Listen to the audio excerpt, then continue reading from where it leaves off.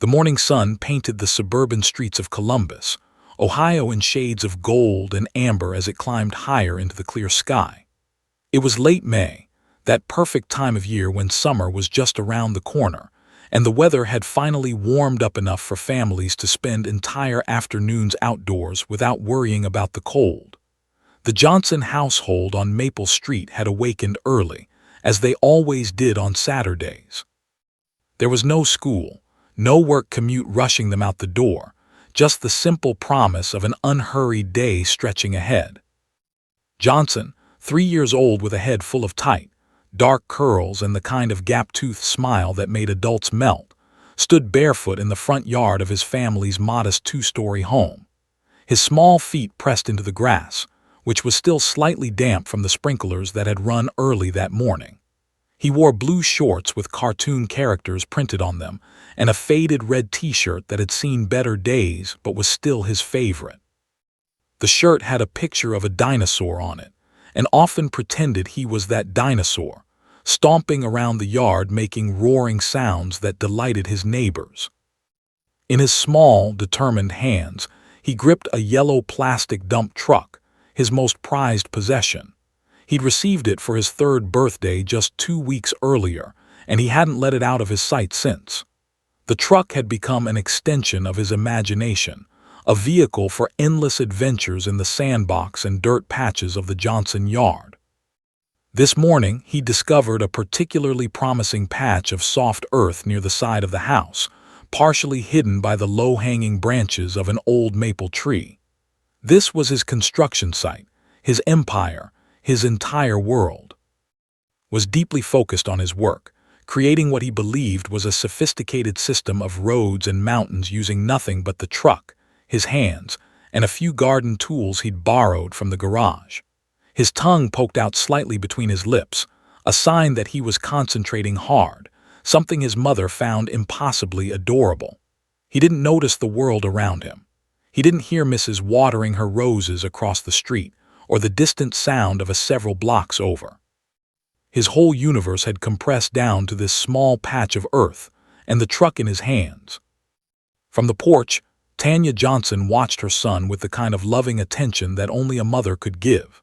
She sat in a white wicker chair, a cold glass of iced tea sweating gently in her hand.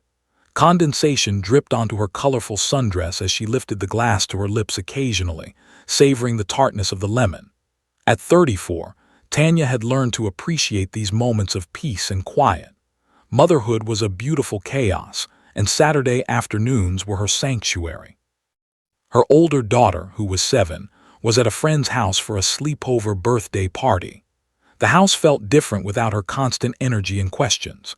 It was quieter, slower, more meditative. Tanya used these rare moments to simply be, to watch her younger son play, to drink her tea, to let her mind wander without the constant mental checklist of errands and responsibilities that usually consumed her thoughts. She thought about the week ahead, the laundry that needed doing, the bills that needed paying, and then she deliberately pushed those thoughts away. Not today. Today was for presents. Buddy, the family's golden retriever, had given up on the idea of playtime around mid-morning. He was a 5-year-old dog with a gentle temperament and an almost human capacity for patience. He now lay sprawled in the shade of the large oak tree that dominated the center of the Johnson yard, his tongue hanging out slightly as he panted in the heat.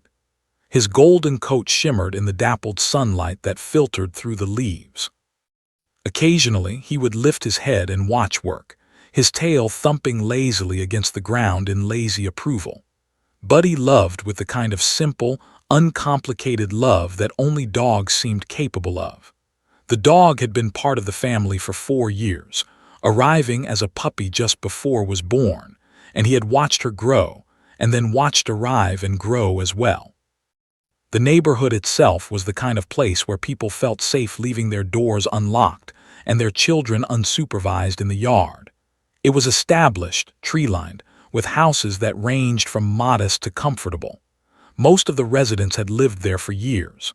There was Mrs. with her roses. There were the 2 doors down, who always brought homemade sweets to neighborhood gatherings. There was old Mr. Richardson, who spent his retirement tinkering with cars in his driveway and always had a friendly wave for passing neighbors. Yet like any neighborhood, it had its complexities and concerns that most residents didn't discuss openly. A few blocks over, there had been some property thefts over the past 6 months. Nothing violent, but enough to make people more aware, more cautious. The police had increased patrols in the area. Tanya had noticed the cruisers passing by more frequently than before, though she tried not to think too much about it. She lived in the moment, in her tea, in the sound of his voice, as he narrated his construction project in that wonderful, rambling way that 3-year-olds did. "The truck is making a big road," said to nobody in particular, his voice clear and serious. "It goes to the mountain. The mountain is very big, very, very big, Buddy. Buddy, look at the big mountain." The dog's tail thumped in response, though he remained in his shaded spot, conserving energy in the afternoon heat. Tanya smiled at this exchange between boy and dog.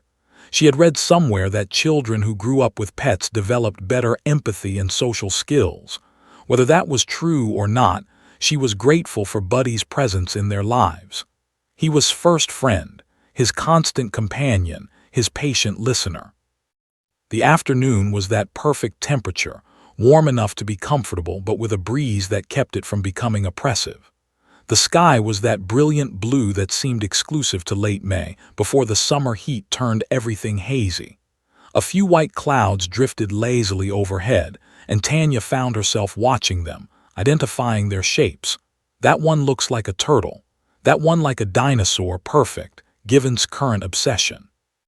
She had no way of knowing that in less than an hour, her peaceful Saturday afternoon would transform into something she would never forget. She had no way of knowing that a police cruiser would pull up to her curb, or that an officer and his K9 partner would step out. She couldn't have predicted that her 3-year-old son would do something that would shake grown men to their cores and capture the hearts of thousands of people around the country. For now, there was just this: a mother, her son, their dog, and an ordinary Saturday afternoon in May. There was just the sound of playing, the clink of ice in her tea glass, the gentle breeze rustling the leaves of the maple tree. There was just the feeling of being alive, being present, being exactly where she needed to be. But everything was about to change. Officer Martinez had been serving the Columbus Police Department for 12 years, and those 12 years had given him a particular kind of wisdom. The wisdom that comes from seeing the same streets, the same neighborhoods, and the same people over an extended period of time. He knew Maple Street like he knew the lines on his own face. He could drive down these roads with his eyes closed, which was exactly why he kept them wide open. The familiarity bred a kind of vigilance. The streets you know best are often the ones that surprise you most. Was 42 years old, with salt and pepper hair that he kept neatly trimmed, and dark eyes that missed very little. His uniform fit him well, years of eating right and hitting the gym had kept him in shape despite the sedentary nature of much of police work. A thin silver wedding band sat on his left ring finger, and occasionally throughout the day, he would touch it unconsciously, a small gesture of connection to his wife, Sarah, who worked as a nurse at Mount Carmel Medical Center. They had been married for 15 years. They had one daughter, Emma, who was also 3 years old, though rarely allowed himself to think about how much could go wrong in a world that sometimes felt increasingly dangerous. Today was a Saturday, his regular patrol day, and the weather was perfect. The kind of perfect that made people want to be outside, to let their guard down, to trust in the goodness of the world. Had learned over 12 years to be suspicious of perfect days. Perfect days were when people made mistakes. Perfect days were when criminals took chances they wouldn't normally take. Perfect days were when accidents happened because everyone was too relaxed, too trusting. In the backseat of his cruiser sat Duke, and Duke was something special. The K9 was an 85-pound German shepherd with a coat that shone like burnished mahogany in the sunlight. Duke had been trained since puppyhood for police work, and he took his job with a seriousness that would have been comical if it hadn't been so admirable. His dark eyes were intelligent and alert, constantly scanning the environment, constantly processing information. His ears could swivel independently, picking up sounds that human ears would never detect. To most people, Duke looked intimidating, powerful, dangerous, someone you wouldn't want to encounter in a dark alley. And they would be right. Duke could apprehend a suspect, track a missing person through miles of wilderness, and detect narcotics with an accuracy that no machine could match. But knew Duke as more than just a working dog. He knew that Duke had a favorite toy, a red rubber ball that he chewed obsessively when off duty. He knew that Duke had a sensitive stomach and couldn't eat certain treats without getting sick. He knew that if Duke could talk, he would probably complain about the heat, just like did. The partnership between a K-9 officer and his dog was unlike any other working relationship. It transcended the typical employer-employee dynamic. It was closer to family. Had been partnered with Duke for 5 years. In that time, they had responded to over 300 calls. They had tracked suspects through woods and neighborhoods. They had found lost children. They had detected drugs in vehicles and residences. Had commendations in his file because of Duke's work, but more importantly, had a constant companion who loved him unconditionally and asked nothing in return except food, water, and the occasional scratch behind the ears. This morning had started like any other Saturday morning. Had picked Duke up from the K-9 training facility where Duke spent his nights when wasn't on duty. The dog had been excited to see him, his tail wagging with such enthusiasm that his entire back half seemed to wiggle. They'd grabbed coffee from his favorite coffee shop.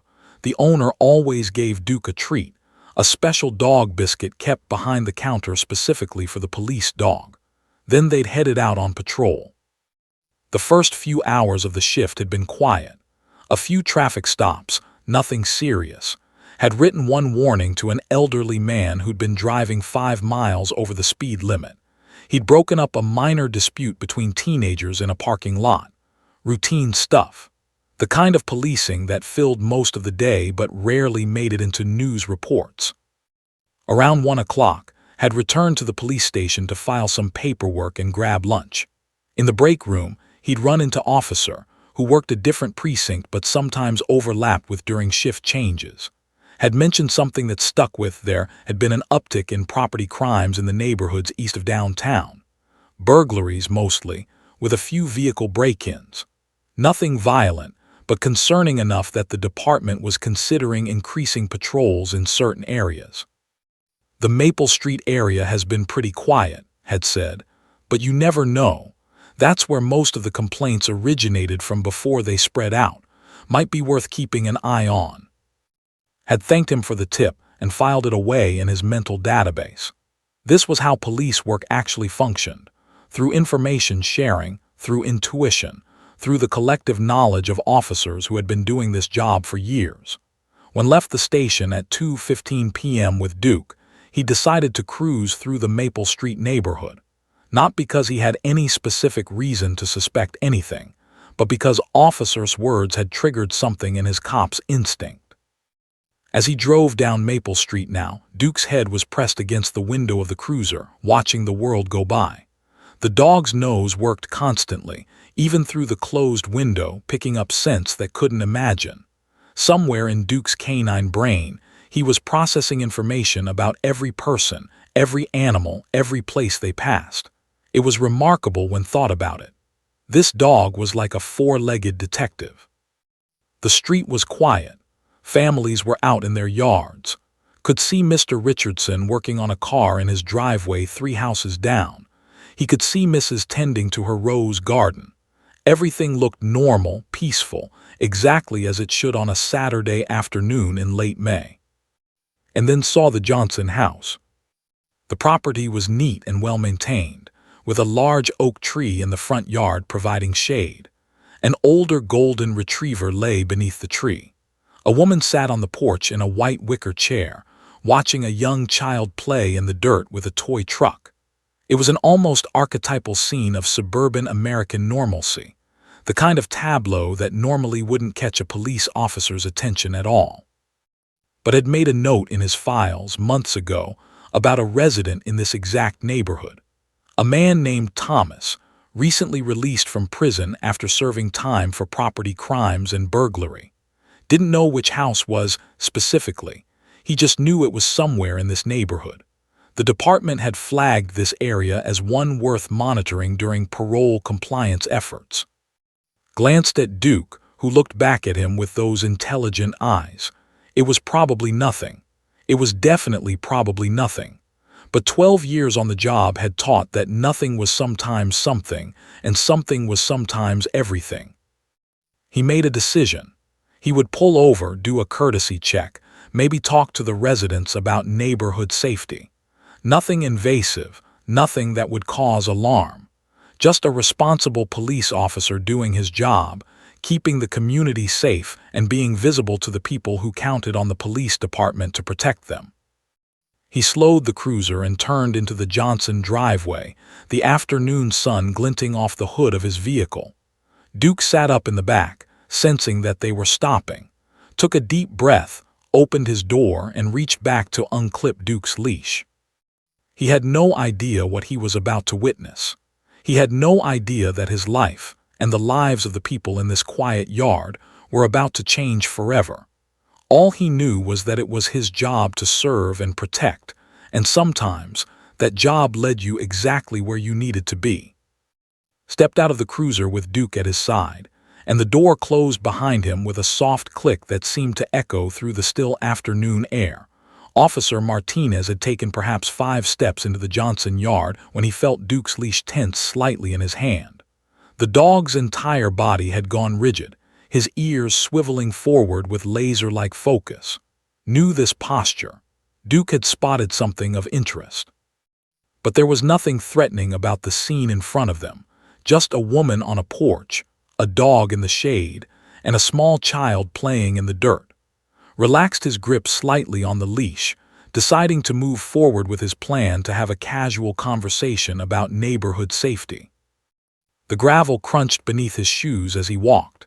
He was dressed in his full uniform, the dark blue pants with the thin gold stripe running down the leg, the light blue shirt with the Columbus Police Department insignia on the shoulder, the badge gleaming on his chest, the utility belt with all its equipment hanging heavy around his waist. To most people, the uniform commanded respect and caution. To others, it commanded fear. Had learned, over 12 years, to read which category people fell into based on their immediate reactions. Tanya looked up from her iced tea as she heard the crunch of gravel. Her body tensed immediately, though she tried to keep her expression neutral. A police officer. There was a police officer in her yard with a dog. Her mind raced through the possibilities. Was there an emergency? Had something happened to her husband at work? Had there been an accident? Her maternal instincts kicked into high gear and her first thought was for her children. Was safe at her friend's house, but was right there in the yard. She set down her tea glass on the small table beside her chair, the ice clinking softly. She was already standing, her sundress rustling as she moved, before her conscious mind had fully processed what she was doing. Her eyes immediately went to make sure he was okay, and that's when she saw him. Had looked up from his truck construction project at almost exactly the same moment his mother did. His 3-year-old eyes had caught the movement of the police cruiser pulling into the driveway, the opening of the car door, the emergence of something large and brown and powerful. He had abandoned his truck mid-construction, standing up with the single-minded focus that only small children seemed capable of. What saw was a dog. Not just any dog, but the most magnificent creature his young mind had ever encountered. Duke was massive from a child's perspective, a mountain of muscle and fur, with a head that seemed impossibly large and intelligent eyes that seemed to see everything.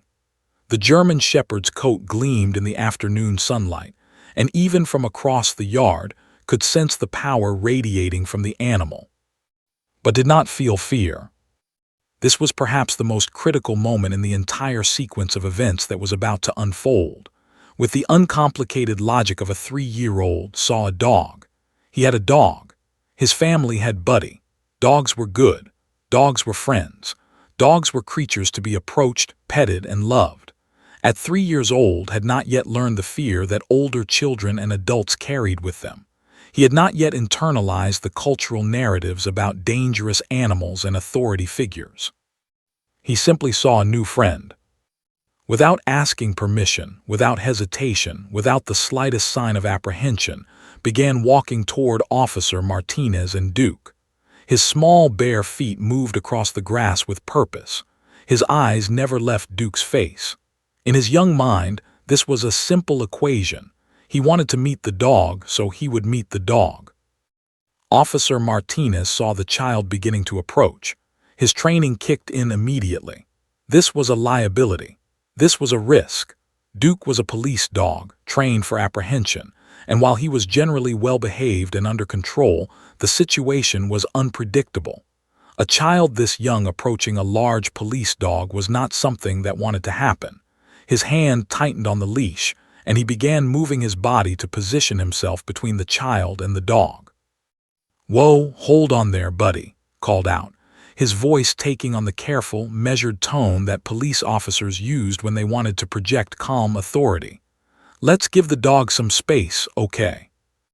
Tanya had already reacted. She had moved from the porch in what felt like a single leap, her protective maternal instincts overriding everything else. "Get away from the dog." Her voice was sharp, edged with panic. In her mind, her 3-year-old child was walking directly toward danger, toward a massive dog with teeth and power, toward an unknown situation that could end badly. "Come back here right now." But with the single-minded determination of toddlers everywhere did not stop. He kept walking toward Duke. His small face was calm, almost serene. There was no panic in his movements, no fear in his expression. He simply wanted to meet this new friend. His training told him to secure the dog, to create distance, to regain control of the situation. He moved more quickly now, Duke's leash wrapped securely around his wrist. The dog himself seemed confused by all the commotion. Duke's ears were perked forward, his nose working overtime, processing all the scents and information in this unfamiliar yard. The police dog was trained to respond to commands, to sense danger, to react to threats. But there was no threat here. There was just a small child moving toward him with an expression of pure, uncomplicated interest. Buddy, the golden retriever, lifted his head from his spot in the shade. He had been watching the proceedings with the calm acceptance of an older dog who had seen most things and was unimpressed by most of them. Now, something in the energy of the situation caused him to rise to his feet, his golden tail wagging slowly, as if to indicate that he, at least, saw nothing to fear. Tanya continued moving toward her son, her hands reaching out, her voice urgent. "Honey, come back to mommy right now." There was a tremor in her voice, the unmistakable sound of a parent whose child is in a situation that feels dangerously out of their control. She was perhaps 15 feet away, but the distance felt immense. She was moving as quickly as she could without breaking into an outright run, not wanting to further agitate the situation. Was moving to intercept, his hand still firmly gripping Duke's leash, his mind already running through the scenarios of what could go wrong. The dog could lunge. The child could fall. The mother could panic further. Any number of things could happen in the next few seconds that would be regrettable. His training, his experience, his 12 years on the force all told him that this needed to be controlled immediately. But then something happened that nobody expected. Reached Duke at almost the exact same moment that managed to position himself protectively in front of both of them. The child was now within arm's reach of the massive German shepherd. Tanya was still running toward them, her sundress fluttering behind her. Officer Martinez had his hand up, about to gently redirect the child. The afternoon sun beat down on all of them. The tension in the air felt almost tangible, like the moment before a thunderstorm breaks. Looked up into Duke's face. The police dog looked down at the 3-year-old child. For a single moment, everything seemed to pause. The wind stopped blowing. The birds stopped singing. Tanya froze mid-stride. Officer Martinez held his breath. Even Buddy seemed to understand that something important was happening. And then did something that no one could have anticipated. The universe held its breath. Time seemed to compress into that singular moment where and Duke locked eyes. The 3-year-old child, barely waist-high to the massive German shepherd, stood with his head tilted slightly backward so that he could look directly into the dog's face. Duke's eyes, intelligent and dark and impossibly expressive, gazed down at the small human in front of him.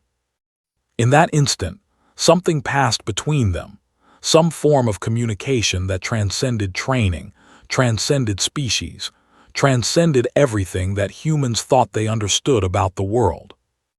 Officer Martinez had frozen mid-step. His training, his protocols, his carefully practiced procedures suddenly seemed irrelevant in the face of what was happening. His hand still gripped Duke's leash, but the tension had gone out of it.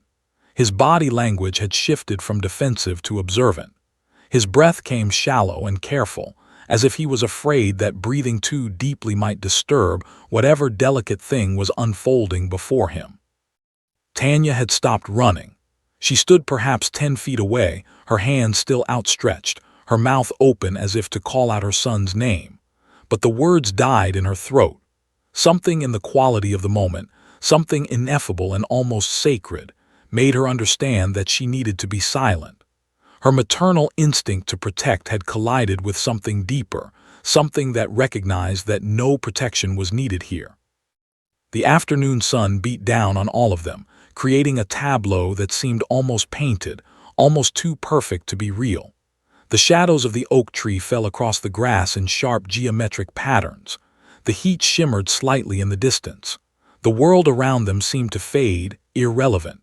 Everything compressed down to this moment. A child, a dog, and the space between them where something extraordinary was occurring. Then spoke. His voice was clear and pure, untainted by the anxiety and fear that adults carried with them. His voice cut through the heavy afternoon air like a bell ringing in a cathedral. 2 simple words, spoken with a conviction and certainty that came only from the absolute truth of a child's perception. Good boy. The words hung in the air for a moment, seeming to echo even though the sound had been small and quiet. Good boy. Not a command, not a test, not a performance, just a simple acknowledgement, a recognition of something good in front of him. It was the kind of thing a child might say to Buddy when the dog did something nice, or to a friend who showed kindness. It was utterly, completely innocent. Duke's entire body responded. The massive German shepherd, trained for years in discipline and command, trained to respond to specific verbal cues and hand signals, trained to focus on tasks and threats and everything that comprised police work. This dog, in response to those 2 simple words from a small child, did something that his training had never prepared him for. He sat down. It was not a commanded sit. It was not a response to any trained cue. It was something that seemed to emanate from deep within the dog's being, a voluntary response to something he had recognized in that small child's words. His haunches lowered to the ground, his massive frame settling, his entire demeanor shifting from alert working dog to something gentler, something more open. And then his tail began to wag. It started slowly, almost tentatively, as if Duke himself was surprised by the impulse to wag his tail. But then it increased, building in momentum and enthusiasm, sweeping back and forth in a display of pure, uncomplicated joy. This was not the restrained tail movement of a working dog. This was the full-body expression of a creature experiencing something profound. Officer Martinez felt something break inside his chest. It was not a painful breaking, not exactly. It was more like a dam that had been holding back water for a long time finally giving way. He could feel the pressure releasing, the tension that he carried in his shoulders and his chest, and his entire being suddenly becoming too much to contain. His eyes filled with tears. Not small, discreet tears, but real tears that blurred his vision and ran down his cheeks, hot and wet and absolutely uncontrollable. He was a police officer. He was trained. He was professional. He had been trained to handle high-stress situations, to maintain composure, to keep his emotions in check. But standing there in the Johnson yard on a Saturday afternoon in May, watching a 3-year-old child speak 2 words to a police dog, and watching that dog respond with absolute love and understanding, something inside Martinez simply broke open. His hand released the leash entirely now, though Duke made no move to go anywhere. The dog was completely focused on, completely present with the child. His other hand came up to his face, and he found himself crying, really crying, in a way that he hadn't done in years. Probably since his daughter Emma was born. Probably since he'd held that small, impossibly tiny human in his arms and understood, for the first time, how fragile and precious life was. Tanya gasped softly. She had moved forward without thinking, drawn by the sudden shift in the energy, and now she could see the tears streaming down the officer's face. Her first instinct was concern for him. Was he okay? Was something wrong? But then she understood. She understood that this was not a crisis, but something else entirely. This was something sacred. This was something that went beyond the normal parameters of human interaction. Buddy, sensing the emotional shift, rose from his spot in the shade and began walking toward the group. The golden retriever's tail wagged in a more subdued version of Duke's enthusiasm, but no less genuine. Even Buddy seemed to understand that something important was happening, something that deserved to be honored by presence and participation. Completely oblivious to the emotional tsunami he had created, was now reaching out his small hand toward Duke's head. His fingers, still slightly sticky from the dirt he'd been playing in, made contact with the dog's soft fur. He stroked the German shepherd's head gently, with the kind of tender care that only a child could muster. And Duke closed his eyes. The massive police dog, trained for apprehension and protection, closed his eyes and seemed to surrender completely to the moment. "Good boy," said again, his voice even softer this time, as if he was sharing a secret with the dog. "You're a good boy." Martinez slowly lowered himself to his knees. Not because he had decided to, it was more like his body made the decision for him, understanding that it needed to be closer to the ground, to be smaller, to be more present in whatever was happening. He knelt there in the grass, his uniform suddenly feeling heavy, his tears continuing to flow uncontrollably, watching a 3-year-old child and a police dog share a moment of absolute, unconditional connection. Mrs. had appeared at her window across the street. A neighbor 2 doors down had come out onto his porch. Old Mr. Richardson had looked up from his car, sensing some kind of disturbance, some kind of shift in the atmosphere of the neighborhood. People were beginning to notice. People were beginning to gather, drawn by something they couldn't quite define, something that seemed to emanate from the Johnson yard like a beacon. But for Officer Martinez, there was no one else in the world at that moment. There was no neighborhood, no protocols, no 12 years of training and experience and hardening that came from police work. There was just this, a child's pure kindness, a dog's unconditional response, and the absolute, undeniable reminder of why anything that mattered in this world mattered. 2 words. That's all it had taken. 2 words spoken with absolute sincerity to crack open a heart and remind a grown man that the world still contained miracles. For several long moments, Officer Martinez remained on his knees in the grass of the Johnson yard, tears streaming down his face. He made no effort to wipe them away. His hands hung at his sides, or occasionally reached out to hover near Duke, as if he wanted to touch them but was afraid that doing so might disturb the delicate magic that was unfolding. His uniform, usually so neat and composed, suddenly seemed foreign to him, like a costume that someone else was wearing. He was breathing heavily, his shoulders rising and falling with each breath, his body overwhelmed by an emotional experience that transcended his ability to contain it. Years of training, years of learning to compartmentalize and maintain professional distance, suddenly felt inadequate. All of that training was useless in the face of what he was witnessing. All of those protocols and procedures and carefully learned behaviors crumbled in front of absolute, innocent kindness. Continued to stroke Duke's head, completely unaware of the emotional maelstrom he had created. To the 3-year-old, this was simply a good moment. He had met a new dog. The dog was nice. The dog liked him. This was the full extent of his understanding of events. He hummed tunelessly to himself as he petted the German shepherd, occasionally looking up into Duke's face as if checking to make sure the dog was still happy.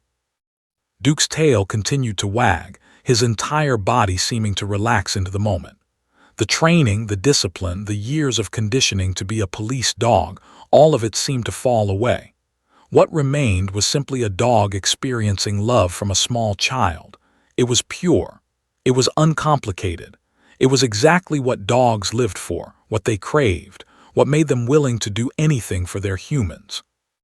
Buddy had moved closer now, and he positioned himself beside Duke, his own tail wagging in a more subdued but equally genuine way. The golden retriever seemed to understand that something important was happening, something that required his presence but not his intervention. He stood like a guardian, like a protector of the moment, his warm eyes moving from one participant to another. Tanya had moved forward without fully realizing she was doing so. She now stood just to the side of Officer Martinez, her protective instincts having transformed into something else entirely.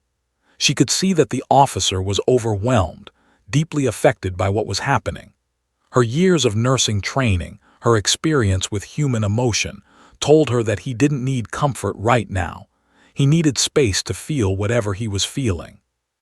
"It's beautiful, isn't it?" she said softly, her voice barely above a whisper. She wasn't asking a question. She was simply acknowledging what they both understood to be true. They were witnessing something rare and precious.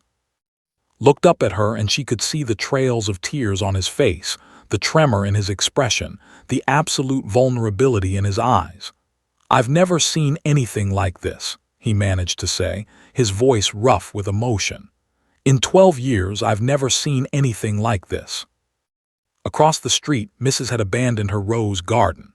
She stood on her lawn, her gardening gloves still on, staring at the scene unfolding in the Johnson yard. She was 73 years old and had lived in this neighborhood for 37 years.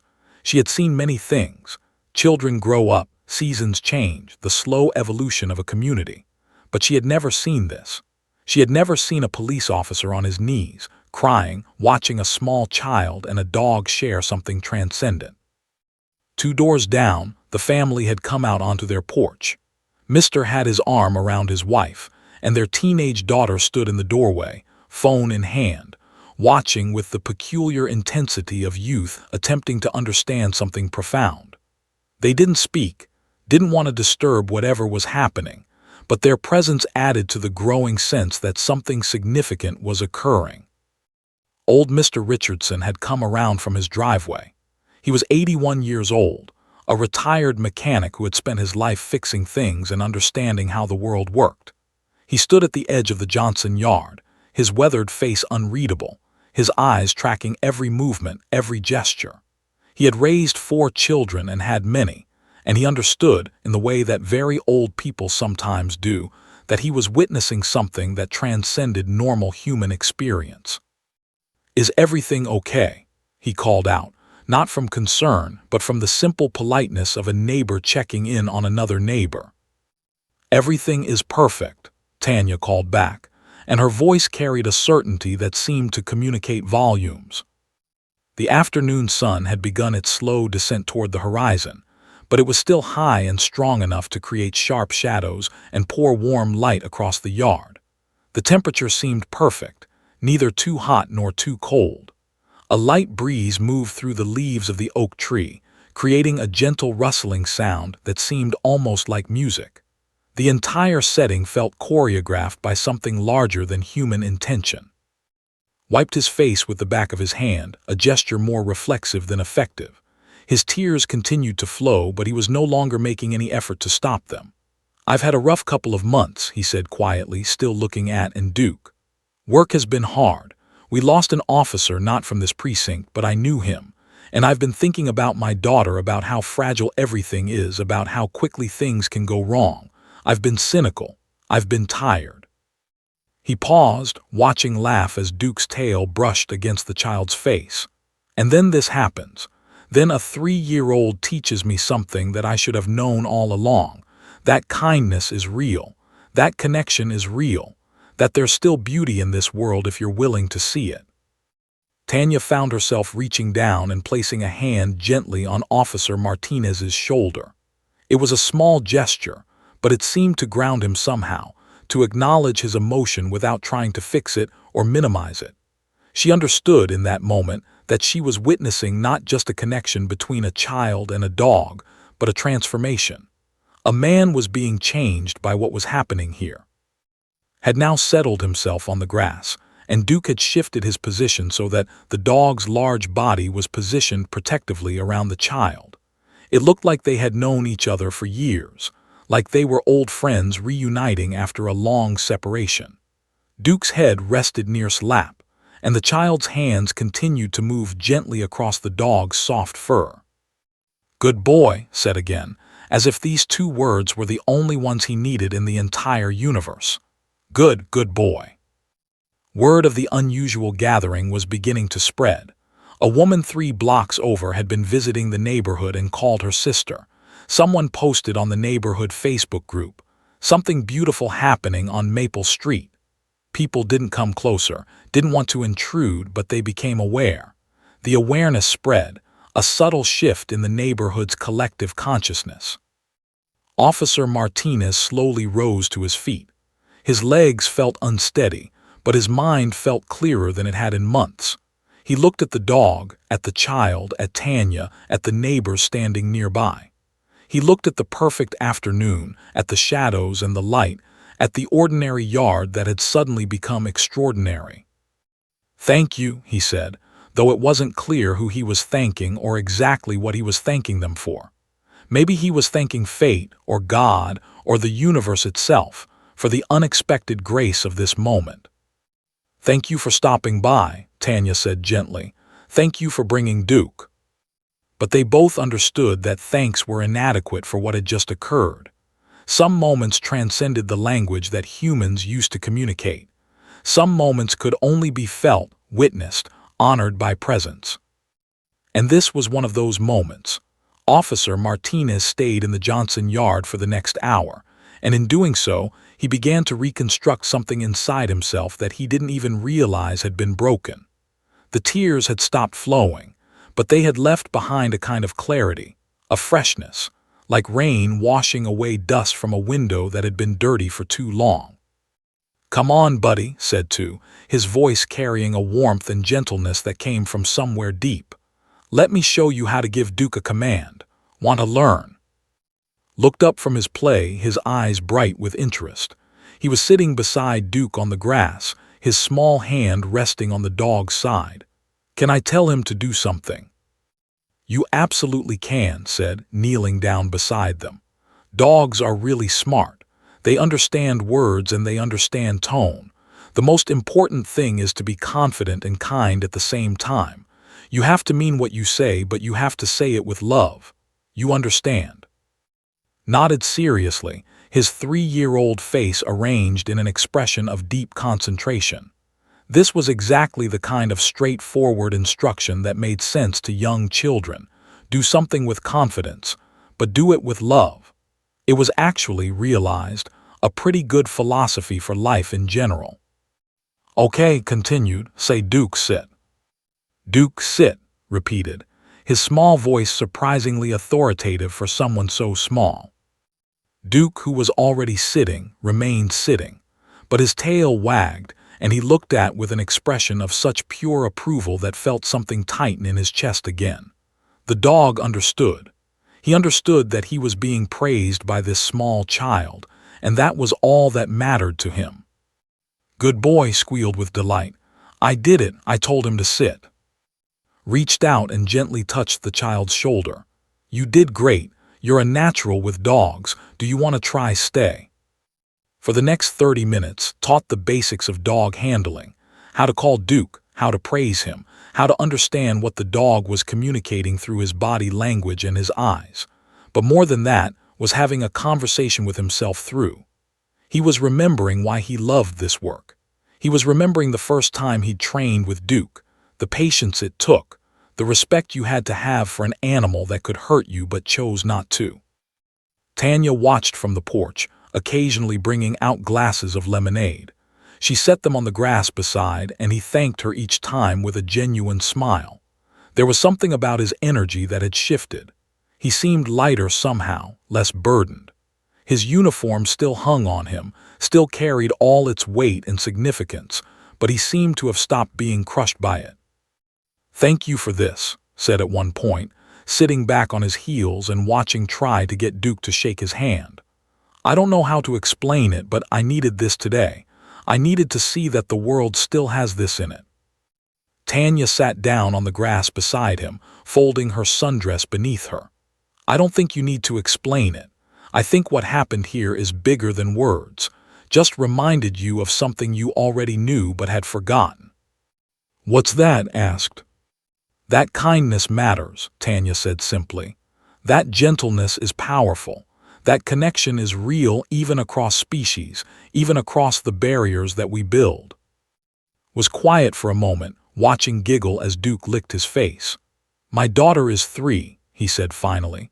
"Her name is Emma. I see her on weekends usually.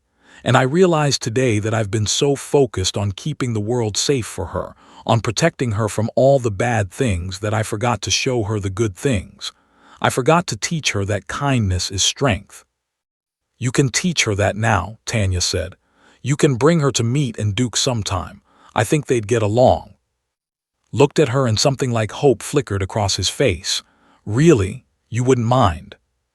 "Of course not, any time. You're always welcome here."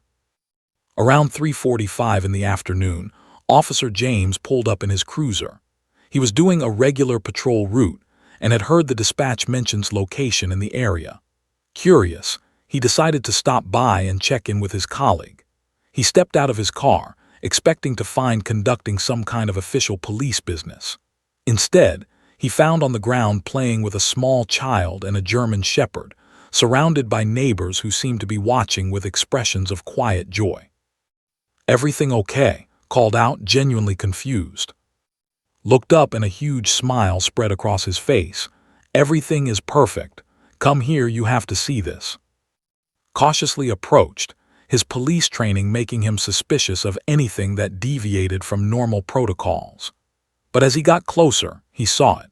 The connection between the child and the dog, the way his whole face had transformed, the way the entire neighborhood seemed to be holding its breath in appreciation of something beautiful. "This is," said, gesturing to the child. "And this is his mom, Tanya. This is Officer. He works with me in the department." "Hi, Officer," said matter-of-factly. "Do you want to pet Duke? Duke is a good boy." Looked at and just smiled. He is a good boy, and yes, Officer would probably like to pet Duke. Found himself smiling despite himself. He knelt down and let Duke sniff his hand, and the dog accepted him with the same gentle welcome he'd given. Something about the simplicity of it, the goodness of it, seemed to communicate itself even to a cynical police officer who'd seen too much of the world's darkness. "What is this?" asked quietly, gesturing to the scene.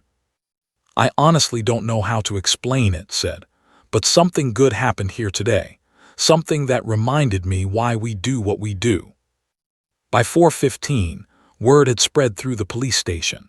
3 more officers showed up, ostensibly on routine patrol but really just wanting to see what had been raving about on the radio.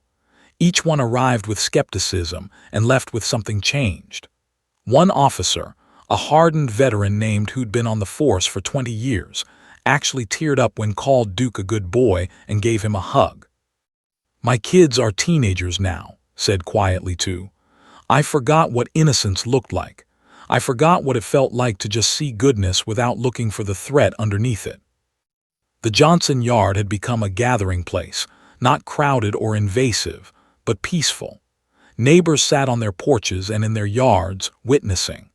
Police officers took breaks from their patrol routes to stop by and experience something that they couldn't quite define but deeply needed. Buddy had positioned himself near the center of all activity, his golden fur glowing in the late afternoon light. The dog seemed to understand that something important was happening, and his presence added to the sense of peace and protection that permeated the yard. Sat on the grass with, and they watched Duke together. The child had grown tired from all the excitement and was leaning against S's leg, his eyes slightly heavy. Officer said softly, "Yeah, buddy. Will you come back?" Looked at this small child, this innocent human who had changed something fundamental in him with just 2 words, and he realized that the answer was yes, absolutely yes. He would come back. He would come back again and again, as many times as this child would have him. "I will definitely come back," said, "I promise." And as the sun began its descent toward the horizon, casting long golden shadows across the Johnson yard, something settled inside Martinez. He had been looking for a reason to believe in the world, and here it was. A 3-year-old who saw no barriers between himself and kindness, and a dog who understood that responding to that kindness was the most important thing he could possibly do. In this yard, in this moment, with these people, Martinez found himself again. It was Officer James who first suggested taking the photograph. As the sun hung low in the sky, casting everything in shades of gold and amber, and as sat with his arm draped across Duke's neck, had pulled out his phone and said, "This moment needs to be remembered. You should take a photo." Had hesitated. He wasn't someone who typically thought about sharing moments. His instinct was to protect privacy, to maintain professional boundaries. But Tanya had nodded encouragingly and had looked up with that gap-toothed smile of his, and something in his chest had said, "Yes, this needs to exist in the world." "You mind if I post it?" had asked Tanya. "Just on the department's social media. I think it's the kind of thing people need to see." Tanya had smiled and nodded. "I think so too. I think the world could use a reminder of this." The photograph itself was almost perfect, though its power had nothing to do with technical perfection. Was looking directly at the camera, his small arms wrapped around Duke's neck in an embrace that seemed to contain all the innocence and trust in the world. Duke's head was turned slightly toward the camera, and his expression was one of absolute contentment and love. In the background, the Johnson yard was visible, with the oak tree and the house, and the ordinary suburban setting that made the extraordinary connection all the more striking. The late afternoon light illuminated both child and dog, creating a kind of halo effect that seemed almost intentional, though it was simply the grace of timing and natural light. Had captioned it simply, "Sometimes the smallest gestures remind us of the biggest truths." A 3-year-old taught our K-9 partner Duke something about kindness today that all our training couldn't. A reminder that compassion is strength. Community First CPD. He'd posted it at 5:47 p.m. on a Saturday evening, not expecting much. Maybe a few hundred likes, some comments from people in the neighborhood who'd heard about the encounter. He had no way of predicting what was about to happen. By 8 p.m. that night, the photograph had been shared 5,000 times. By midnight, it was 25,000. By Sunday morning, it had topped 50,000 shares, and the comments section had exploded into something that resembled a digital phenomenon. People from Columbus had shared it, people from Ohio. Then people from across the entire United States were sharing it, commenting with their own stories about kindness and connection, about the importance of innocence, about how much they needed to see something good in the world. "This is what we need more of," one comment read. "This is what I want to teach my kids." "I'm crying at my desk," wrote someone from New York. "This is beautiful. As a police officer myself, this hits me right in the heart," wrote someone with a law enforcement background. "Thank you for reminding me why I do this job." The comments kept coming, an endless stream of human connection and recognition of something profound. News outlets in Columbus picked up the story first. Saturday evening, a local news anchor had scrolled through her social media feed and seen the photograph.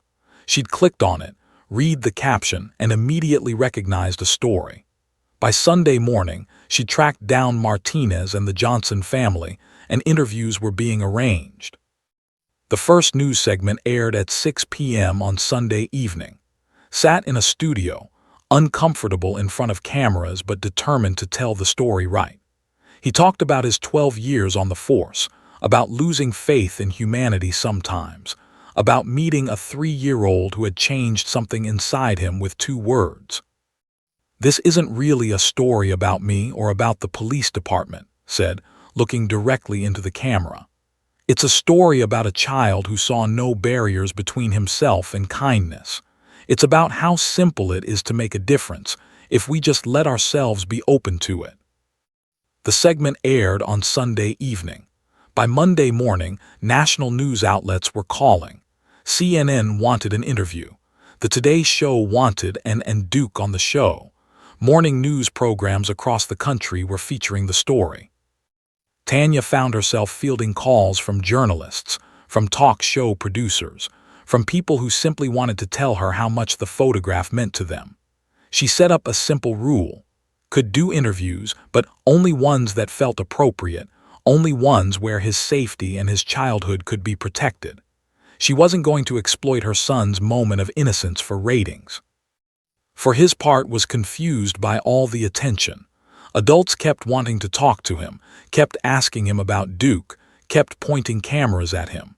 But as long as Duke was nearby, he seemed okay with it.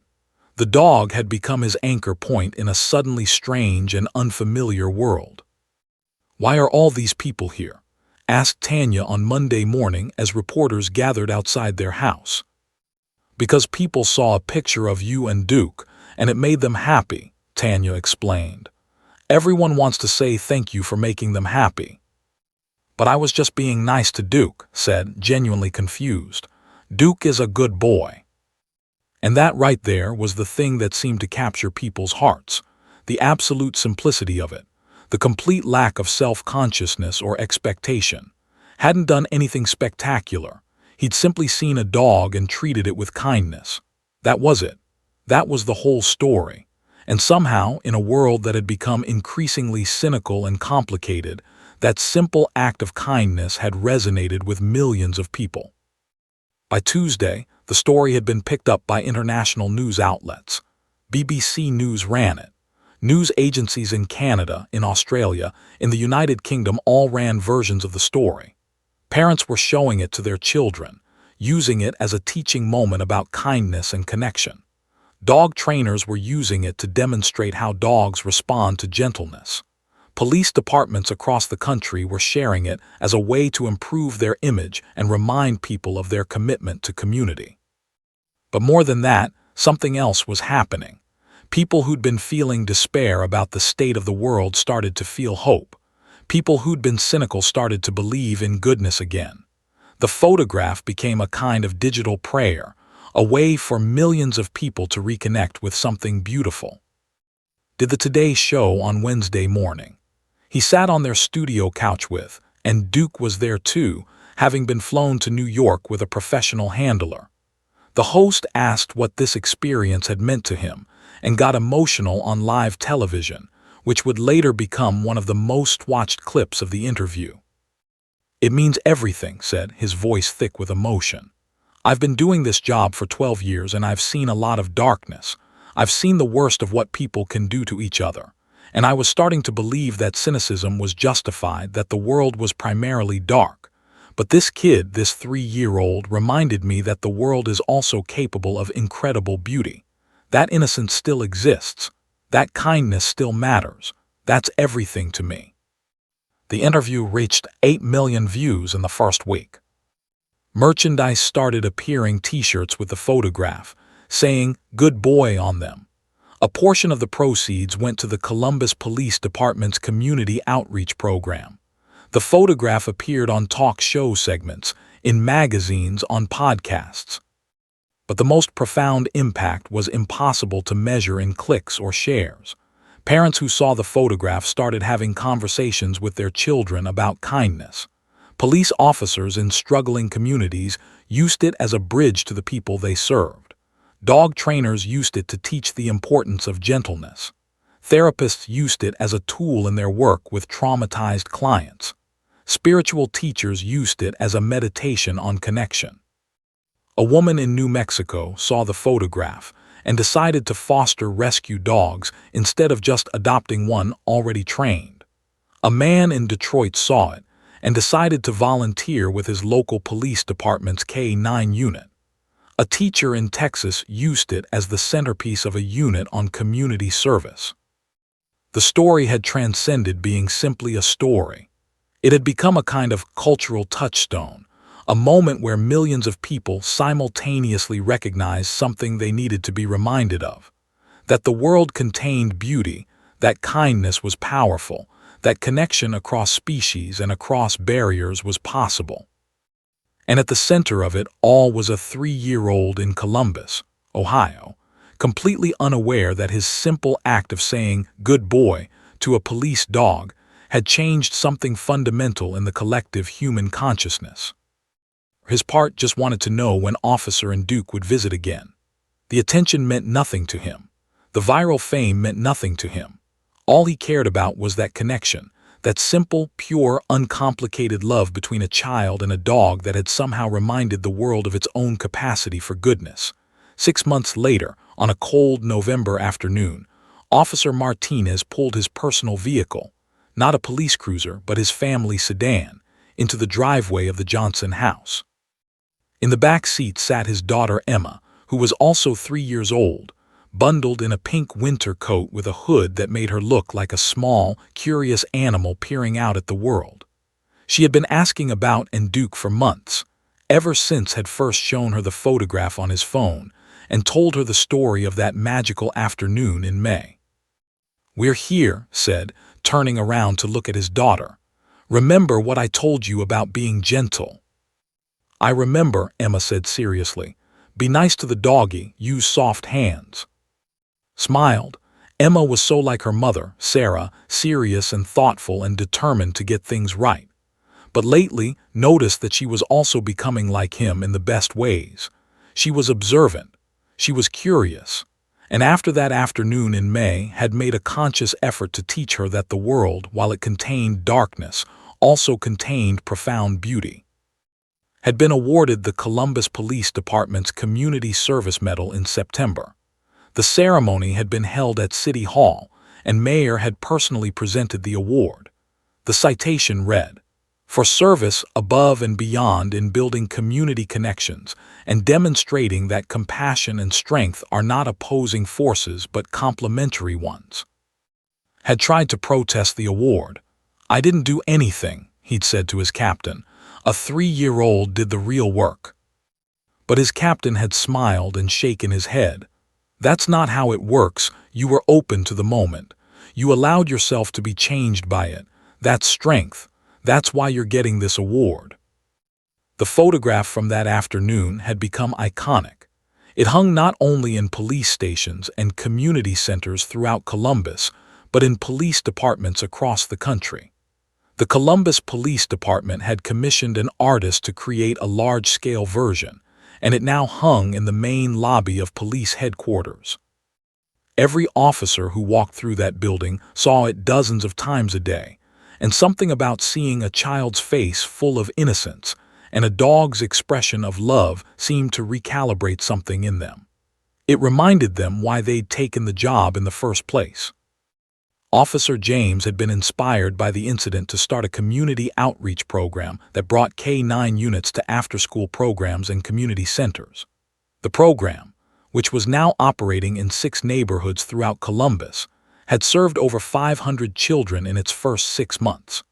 Parents reported that children who'd interacted with the police dogs were more likely to see law enforcement positively, to understand police officers as community members rather than threats. Officer, the hardened veteran who teared up in the Johnson yard, had requested a transfer to the Community Policing Division. He now spent his days conducting school presentations, doing neighborhood patrols on foot rather than in vehicles, and building relationships. He'd told, months later, that it was the best decision he'd made in his career. "That moment in the yard woke me up," had said.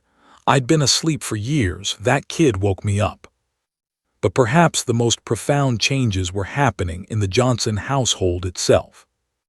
Tanya had received several book deal offers, which she'd politely declined.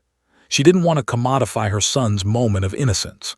However, she had started working with a nonprofit that focused on teaching children about empathy and kindness. She gave talks at schools and community organizations, always with the core message that came from that afternoon. Kindness was a choice, and every person had the power to change someone's day. His older sister had become something of a local celebrity at her school. She'd been featured in a school newspaper article about her brother, and she'd used that platform to start a kindness initiative at her elementary school. Every week, students would submit acts of kindness they'd performed, and they'd be highlighted on a bulletin board. The program had spread to 3 other elementary schools in the district. Himself remained blissfully unaware of his fame. He was now 4 years old, and his primary concerns were dinosaurs, trucks, and whether Duke was visiting soon. He'd been on a few talk shows, but Tanya had carefully managed those appearances to protect his childhood. He'd done the Today Show appearance, which had been both exciting and overwhelming for a small child. He'd appeared in a segment on 60 Minutes, but Tanya had drawn firm boundaries: no more than 1 interview per month. No endorsement deals, no exploitation would be allowed to be a child. What had changed for was more subtle. He'd become even more confident in his kindness, even more willing to approach new situations without fear. He'd made friends easily at his new preschool. He treated animals and people with a gentleness that his teachers remarked on constantly. "He's got an old soul," one teacher had written in a note to Tanya. "He treats everyone like they're his best friend." Duke had become something of a celebrity in police circles. Videos of him had been featured in training programs for K-9 officers across the country. The video showed the moment when spoke those 2 words, "good boy," and Duke responded with that sitting, tail-wagging response. It was used to teach officers about reading dog behavior, about understanding that sometimes a dog's response to kindness transcended training and protocol. But Duke remained, at his core, exactly the same dog. He still loved his red rubber ball. He still got carsick sometimes. He still woke up at 3 a.m. occasionally for no reason other than wanting attention. He remained a working police dog, responding to calls, assisting in searches and apprehensions. But something had shifted in how related to the dog. Saw Duke now not just as a tool or a partner in law enforcement, but as a being worthy of love and respect in his own right. Now in the Johnson driveway on a cold November afternoon, helped Emma out of the car. She was nervous and excited, her small hand gripping his firmly as they walked toward the house. Opened the door before they could knock, and his face lit up with absolute joy when he saw. Officer, Duke, is Duke coming?" "Duke's coming," confirmed. "But first I want you to meet someone. This is my daughter Emma. She's 3 just like you." Looked at Emma with the kind of solemn assessment that only children seemed capable of. Then he smiled. "Hi, Emma. Do you want to play?" "Yes," Emma said quietly, her shyness melting as took her hand and led her into the yard. Tanya had prepared hot chocolate, and Buddy was there in his favorite spot under the oak tree, now older and grayer but still enthusiastic about visitors. Within minutes, Emma and were sitting together, comparing notes about their favorite things, their initial shyness giving way to the easy friendship of childhood. When pulled up in the police vehicle an hour later to pick up Duke from the K-9 facility, Duke was there in the back, alert and ready for work. But took a different route, one that would take them to the Johnson house. He pulled up to the driveway, and when he released Duke from the vehicle, the dog bounded toward the yard with unusual enthusiasm. Saw him first, and his scream of delight echoed down the street. Duke is here." Emma, watching from the safety of the porch with Tanya, stood up. "Is that the famous Duke?" she asked. "That's him," Tanya confirmed, "the one from the picture." Emma walked to the edge of the yard and watched as Duke approached with that same gentle demeanor he'd shown 6 months earlier. The dog remembered, realized.